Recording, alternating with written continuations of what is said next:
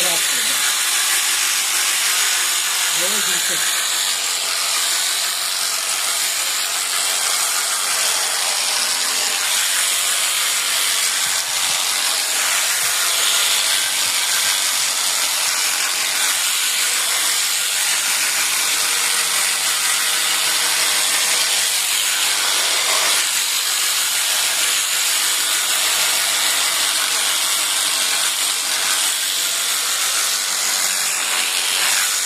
Kırıklarla dinlemeyem ola da bizde olmaydı.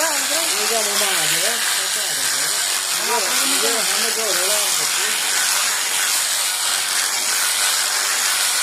İlk gün ola diye tabii valla. Yine kalkıp programdan geri yaptık. Ne kadar şirketlerden çıkarıyorlar.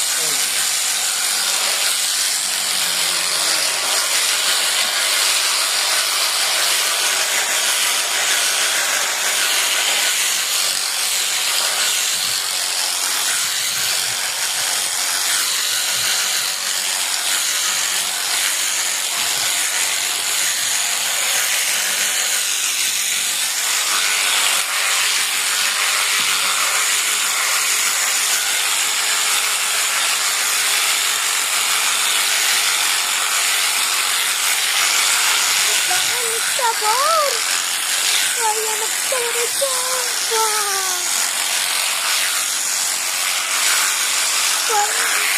Sudah bisa.